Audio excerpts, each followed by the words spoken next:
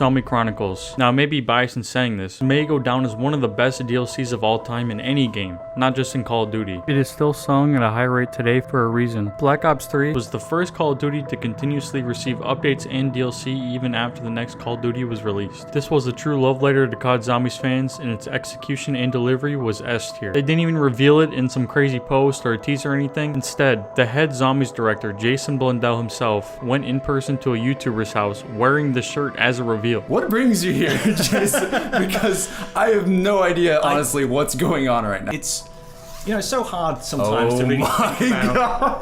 The community back then took all this content for granted, myself included. Black Ops 6, please save us. Anyway, thank you to Samuel the 17th for this video idea. His channel was the reason I actually started making videos. You can check him out down below.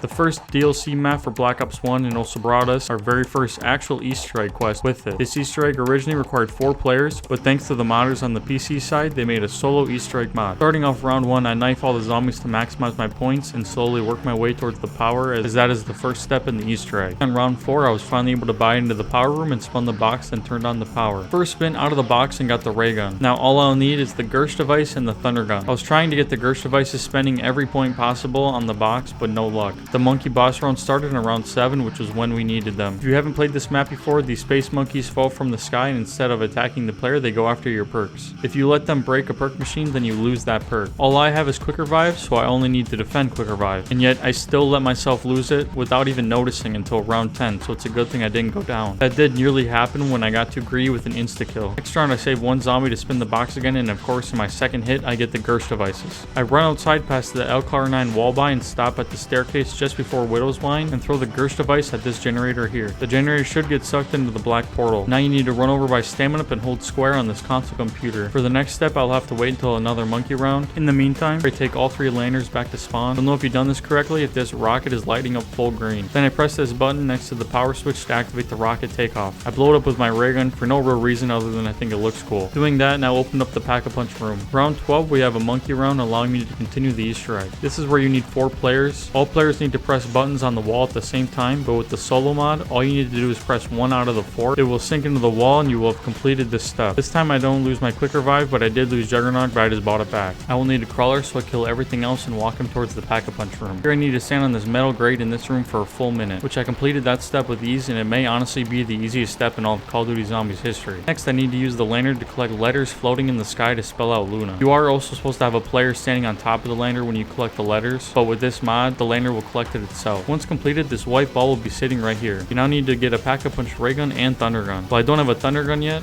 I do have a ray gun, so I pack-a-punch that. I go through rounds just trying to spin the box until I finally get it right here on round 17. I immediately pack-a-punched it into the Zeus cannon and start the final step to the Easter egg. Now I could have ended the game right here, but I couldn't get this last step to work. And I didn't realize that you needed to use both the thunder gun and the ray gun at the same time, which looking back would obviously make a lot more sense, but in my mind I thought I was just missing the ball somehow. Then I started to think that maybe you need the ray gun Mark II just because it does a little bit more damage than the original one. Trading out the ray gun just to get the box to spin faster, which I regretted as later I thought of using both the thunder gun and the ray gun at the same time. So now I'm spamming the box just try to get either the ray gun Mark II or the original one back, which took an extra hour. Finally I got it and pack-a-punched it again, having the idea of using both weapons along with the Gersh device. Thankfully this time it did work, and finally completing this Easter egg, which grants you a death machine and a perkaholic. The Easter egg was not hard by any means or really that in depth, but it was the first real Easter egg, so I appreciate it just for that. If this map never existed, Easter eggs may be completely different today.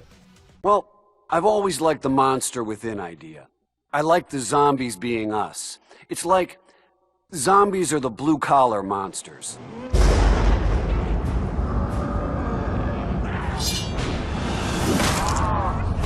We're completely surrounded! We're completely fucked!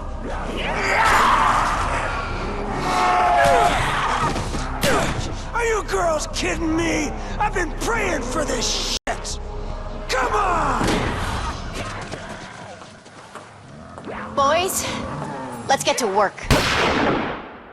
The second DLC released in Black Ops 1 and storyline-wise takes place minutes after the previous map. I wish they just kept it that simple. It takes place at a facility in Siberia that used to be home for the German soldiers during World War II. The Ultimus cast of Richtofen, Dempsey, Takio, and Nikolai all accidentally teleported here and are stuck behind this metal door. You play as the real-life actors of Sarah Michelle Gellar, Robert Englund, Danny Trejo, and Michael Rooker, trying to help them get their teleporter back in order. This map is unique in that the Easter egg changes depending on if you're playing solo or cooperative. This map also features George A. Romero, the real-life godfather of zombies, who is a boss on this map. You can kill him, but it is incredibly difficult. Starting off, I work up my points to eventually be able to turn on the power. Luckily, I got a double points and then picked up a death machine, which I used on George. If you manage to kill him, he does drop a free perk as well. I finally made enough points, so I make my way towards the power. The second step of the Easter egg involves me turning this wheel once, this handle once, and then this handle 3 times. Next, I run past towards spawn and by this door to head towards the metal door with the Ultimus cast strapped behind it. Knifing this door, you find out that they have no power, so you need to find the fuse, which is placed on the floor above you. Pick it up and then place it in the electrical box next to the door and knife it again. Now you'll need to throw 4 grenades at 4 generators scattered around the map. The first one is actually directly behind you. When the red light turns off, you know you completed this step. The second generator is found off the side of the ship near double tap. I was trying to get to the third generator without having to buy a door, as I'll need these points for the fourth one. That's when I found this spot, which I never knew of prior to today. For the last generator, you'll need to buy into the lighthouse. Run down to the basement, and buy this door, and then run past Stamina Up, and you'll find it right here behind this barrier. I now head back to the metal door and knife it for the next step. This is where the Easter egg changes depending on if you're playing solo or cooperative. Co-op players now have to find a vodka bottle around the map, have one player knife it, and the other player standing below it to catch it. The player that picked it up then needs to go back to the knife door and then put it in this tube. We don't have to do that, so now I can just move on to the next step. I need to interact with 4 radios in a specific order. The first 2 radios I could interact with already, as we already had those spots opened up. But to get to the third one, I'll need to buy some doors. I even accidentally down here, not noticing the zombie was right here, which isn't even in the top 100 of worst downs I've had all time. Finally, I made enough points to reach to the third radio, and then the fourth one is actually just found in the knife room under the stairs. Here again, the Easter egg splits if you're solo or co-op. When on co-op, you need to interact with foghorns in a certain order. When done correctly, you should see a submarine spawn from out of the water. Now here becomes possibly the most tedious and worst step in all of Call of Duty Zombies. There are 4 pieces of paper scattered around the map, and you need to remember the number and the color for all 4 of the pieces, and then add those numbers into each dials that correspond to the color found in the lighthouse. That sounds easy enough, but the catch is that when you change one dial, it will change other dials as well. I have followed several guides on how to do this step, and I still can't seem to get it to work, and even failed multiple times on this Easter egg just on this step alone. It again didn't work. I just randomly spin the dials until I accidentally got it correct. But now I'm confused because there was supposed to be a green light through the center of the lighthouse, but there isn't. I was confused, so then I just started the foghorn step, thinking maybe in this remake it needs to be done solo as well, but that still didn't work. So I watched Conjora's guide again, link in the description for his video if you're interested, and notice you had to spin the wheel twice, not just once like I did earlier. The dial step took me 40 minutes to finally get to work, and it took me another 30 minutes to figure out what I was doing wrong, only to find out it was this dumb wheel. Finally, the submarine rose up from the water and shined the green light onto the lighthouse. Now all I need to do is get the VR11 out of the mystery box, which I guess is a lot easier said than done because it took me over an hour to finally get it. I could not tell you the amount of times I got the CZ75 from the mystery box. I swear to God, if this gun is in Black Ops 6, I'm uninstalling. Please, for the love of God, don't give me the CZs. Are you serious? Oh, how cool, they're even dual wielded. Fine, I'm taking them. Now that I have the wonder weapon, all I have to do is shoot this at a zombie, causing him to turn into a human, and then we'll run into the green light. Now I have to shoot him until he starts floating on his back. Once he reaches the top of the lighthouse, the real device will spawn at the bottom floor. Pick that up and then bring it back to the metal door and knife it. Eventually the door will open and that is Easter egg complete. Similar to the Ascension Easter egg, it was fairly simple besides that dial step.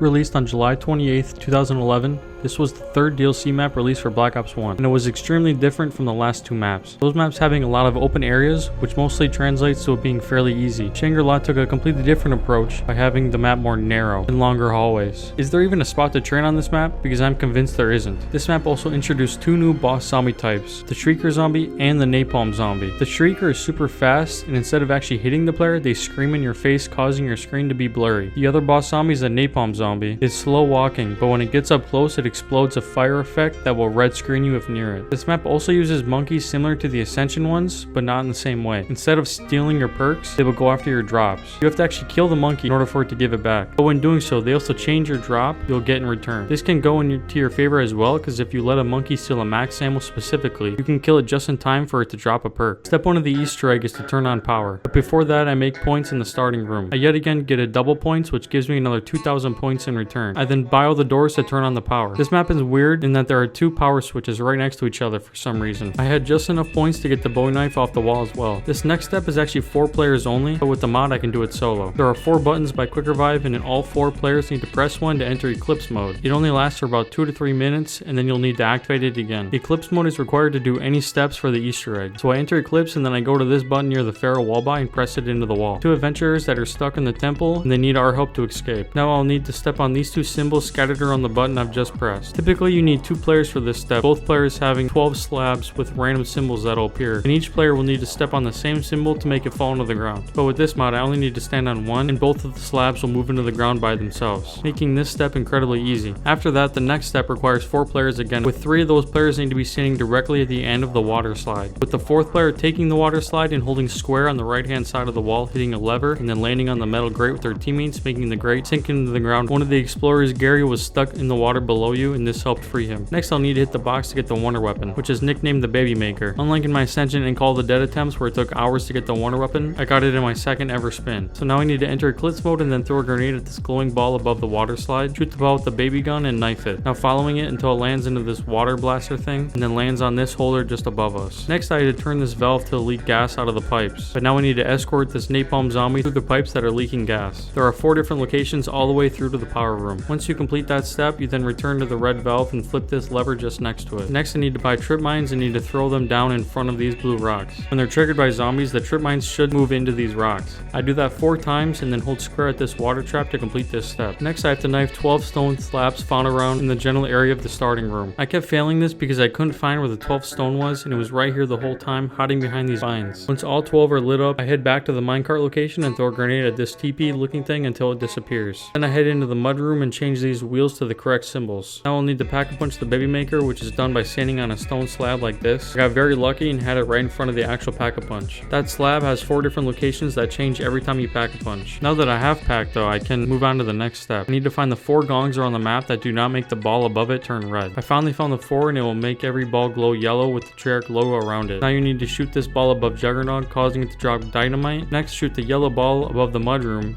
and it will connect all the balls together to shoot the shrink ray towards the focusing stone above the pack-a-punch room. I head up to the pack-a-punch and then place my dynamite on this wall, making it explode and revealing the shrunken stone available to be picked up and given a perkaholic when done. And that is Easter egg complete. I went to this map thinking it was going to be really hard, and it actually wasn't at all. I even beat the Easter egg in under an hour, which I could not save for the last 2 Easter eggs.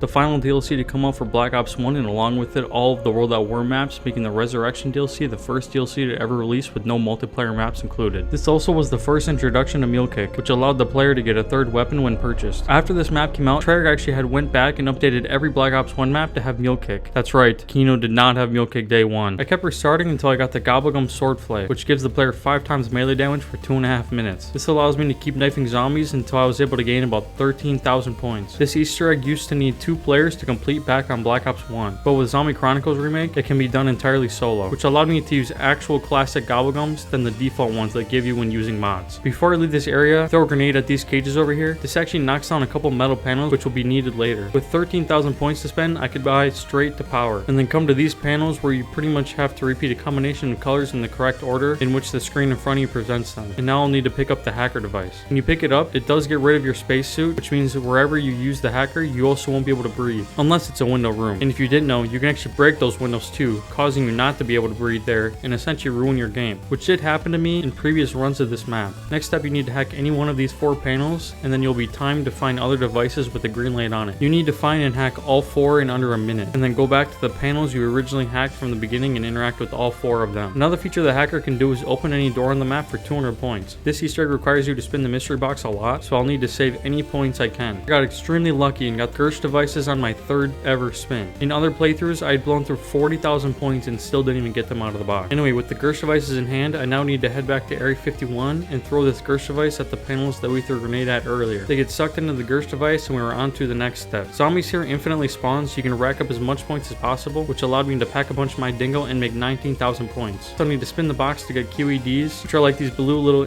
EMP things. I got insanely lucky again, pulling them out of the box in my 8th hit. Next, I need to pick up this metal bar, which is located around the labs area. Back at spawn, I throw QEDs at these plates on the ground. Doing so will cause them to warp into the computer behind you. Now I place the metal bar we just picked up, and then place the Vril device down that we got from Call of the Dead, and combine it with the focusing stone from Shangri-La to create the golden rod, which is completed by interacting with this computer until the monitor turns green. Next, I need to go through rounds until Tunnel 6 gets destroyed by its excavator, which is entirely RNG based. This could happen on round 2 or around infinity. And I'm not joking when I say that either. On another attempt, I went all the way to round 31 and still never got the correct tunnel to be destroyed and just quit the game. Although while I do wait for that, I can spin the box to try to get the wave gun. And this game keeps giving me more and more lucky as we got it still on round 1. The game just felt bad for me after this Easter egg took me 9 tries to beat. This is also where I introduced the astronaut guy, who I don't actually know the name of. And you might be saying, it's right there on top of his head, but it changes every game. And if this happens to catch the player, it will take one of your perks and teleport you to a random area on the map. I honestly miss how much boss innovation there was for Black Ops 1. You had the Pentagon Thief, the monkeys from Ascension, George Romero, the Screecher Zombie, the Napalm Zombies, monkeys that steal your drops, and now we have the astronaut, with all of them being entirely different, and most of them not even damaging the player. I progressed through the rounds until round 13 where I heard this. Warning, excavator high will cause decompression of tunnel 6. Which is exactly what we needed. Now all I had to do was pick up the hacker and wait for the excavator to actually dig into the tunnel. Then head back to spawn and hack the terminal to release the excavator from that tunnel. Running through, and now this ball will be sitting here and you need to knife it through the tunnel, shooting it whenever it gets stuck and escort it outside. Now this is where the wave gun comes in. The ball moves into the air towards the satellite dish and you'll need to use the wave gun and shoot it off to continue. It'll land on the other side of spawn. You'll need to escort it all the way through until it eventually lands into the MPD pyramid. Interact with the ball and this tube will rise from the side of the pyramid and you'll need to get 25 kills to fill it up. Once it actually gets filled, activate this switch from the side of it and that will open the pyramid to reveal that Samantha was inside. And now 4 canisters at each corner of the MPD will again need souls. When finished, I place the golden rod down in front of the pyramid and now switch bodies with Samantha, also giving us a permanent perkaholic. I now need to throw my QEDs to move the ball out of the MPD, causing it to teleport outside next to the Simon Says computer. And now I'll need to spin the box to get the Gersh devices back. They'll be needed for this next step. I head back to the computer and you have to throw it down on top of the ball and then play your final game of Simon Says. Completing this causes the rockets behind you to launch and head towards the Earth, blowing it up and completing this Easter egg. In case some of you didn't know, that is why lava is placed all over in Black Ops 2. A fun little side Easter egg, if you actually head back to the Area 51 map, it will be destroyed. Overall, this still was a fun Easter egg, but the luck needed to do it properly can get a bit annoying. However, the ending definitely makes it all worth it. My name is Samantha. I'm going to tell you how all this really began. We now fast forward 2 years into the last DLC for Black Ops 2, releasing on August 27, 2013. We kept the same 4 characters that we've been used to, but this time, it's a little different. Taking place in northern France, 1918. Everything we have done up to this point is now in the future. These characters have not met each other until this very moment. I understand how it may be confusing. Black Ops 1's storyline took place 30 years later, and these characters don't look any younger, but that will be more clear later in the timeline. I also forgot to mention this map has huge robots. Usually there would be 1 power switch, but for this map, there are 6 subsections that have 1 power switch. That's where these generators become important. Costing 200 points per player in the lobby, you need to stand next to it until the whole generator is powered. The trick is that Templar zombies will infinitely spawn until the generator is finished, which now allows me to buy Quick Revive. I still need to power the other 5 generators, which I will skip past for the video just because they're ultimately the same thing. Next we need to build all 4 staffs, with the wind staff being first. There are 3 lanes of robots to walk, and I need to get inside the robots in each of the 3 locations, which can be done by shooting out the foot of the robot and have it step on you, and pick up the part right here, giving us 1 out of the 3. Next I go into the middle robot, giving us the second part, and then the church robot, which got me the last, which got that name as its path walks through the church. I now need to pick up the disc that correlates to that staff, found here in the lightning tunnel. Now I'll need to grab the wind staff gem as well, which means I'll need to pick up the gramophone and the black disc, which will be used for all 4 of the staffs. This allows me to go into the wind tunnel, place the gramophone down, and take the wind staff teleporter, which is called the crazy place. You pick up this gem here and teleport back and can finally build the first staff. You can only carry one staff at a time. There are 4 staffs needed for the Easter egg. Next we move on to the ice staff. First you gotta grab its disc, which can be found by generator 2, and pick up a shovel. This staff makes the shovels in the map very important. Only when it's snowing, you can go into dig sites that look like little dirt mounds with skulls and bones around it, dig it up, and get an ice staff part in return, which again spawn in 3 different subsections around the map. Spawn, the middle of the map, and then the church side. Now I'll have to go through the ice tunnel and grab the blue gem here to be able to craft the ice staff. I did find all of the shield parts and built it as well. Having the shield negates all damage from your backside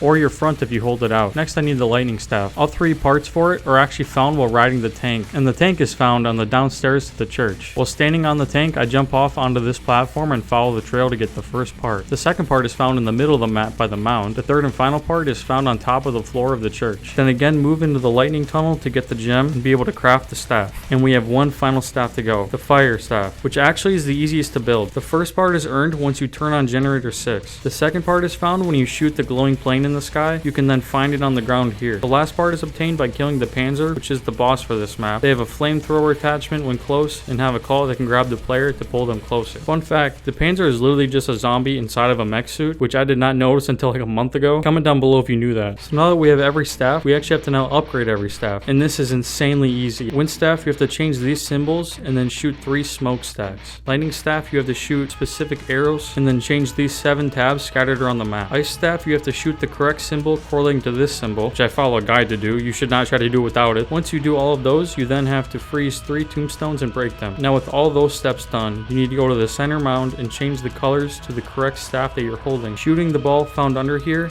and placing the staffs in the crazy place. You'll need to get kills here to finally get it upgraded. You may be saying, "Shut, Jim, you forgot the fire staff." And that's where I say, shut the fuck. But actually the first step to the fire staff is to set these cauldrons on fire. How do you do that? By getting kills. So you can get a 2 for 1. Charge your staffs in here by getting kills and then work towards upgrading the fire staff by getting kills as well. Once you get all 4 of the quadrants to be on fire, head back towards the church, and now these symbols will show in the upstairs church. Those symbols correlate to a number found below you. Shoot the torches above the numbers and then change the colors to red in the mound. Shoot the ball and place it down in the crazy place. Get kills down here to fully upgrade. It is all extremely easy stuff, as complex as it may look. Now that we have all the staffs upgraded, next I head to the tank station to pick up this stone tab. But it is dirty and I need to place it in this fountain and then get knife kills to purify it. Once purified, pick it back up and it will now be clean. Although now you have to avoid the mud, which as we know is surrounded on this map. So I follow these wood planks on the ground to be sure not to get it dirty, carrying it all the way back to where we originally picked it up. Now again I have to get knife kills here, and eventually it will in return give you G-strikes. These are the monkey bombs for this map and also required for the Easter egg, along with the Maxistrone, which I also built. For this next step, all generators need to be powered on, and randomly Templar zombies will go after your generators, so you'll need to run over to it and stop them, which I did here. Now we need to put the upgraded staffs into the robot heads. The spawn robot gets the lightning staff, the middle robot gets the wind staff, and the church robot gets the ice staff, and then the fire staff goes at the bottom of the mound. When done, all staffs will reappear here. Now this next step was not intended to be done solo, so it is a little tricky. Player 1 goes back into the robot and presses this red button, while player 2 stands here waiting to throw a G-strike. The hard part, it's timed from when you press the button to when you throw the G-strike. Solo players are required to have to wait until the middle robot comes, so that way they will land closest to the spot to throw the G-strike and have enough time. When done, a hole will be created and throw your Maxistrone out. I'm not going to explain this part, you can just watch.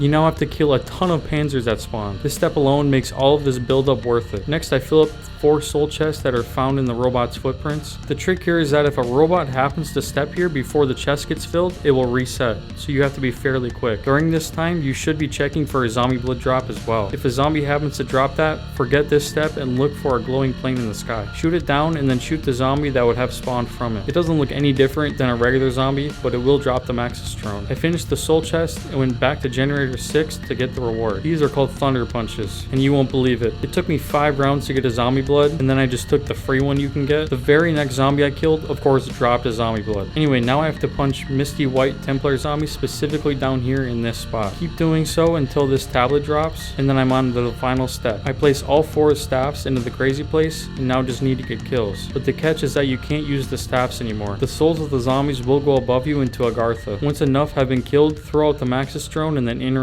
with this beacon, and that is Easter egg complete. All of these Easter eggs were a lot of fun and actually my first time ever beating the Shangri-La and Call the Dead eggs. Along with this being my first time ever doing the Origins Easter egg solo. It was very intimidating to start, but it was honestly so much fun. I'm just blown away by how this DLC even ever got released. It started all in a bunker as a side mode that wasn't even supposed to exist, to this point where we have steampunk boss zombies, giant robots, staves, with each one having its own unique upgrade steps. I had definitely taken advantage of all this content back in the day. I will be playing through all the Black Ops 3 Easter eggs as well, so be sure to subscribe for that. Also, I want to give a shout out to Zombie Dad Jokes. If you guys enjoyed this video, he makes content like this as well, and even better than me, so you should check him out as well. You'll probably like it. Anyway, thanks for watching. Hopefully I will see you again. I wish the heroes in our stories were real, Sam. I know what you mean. But we will make everything okay. My dad says he has a plan.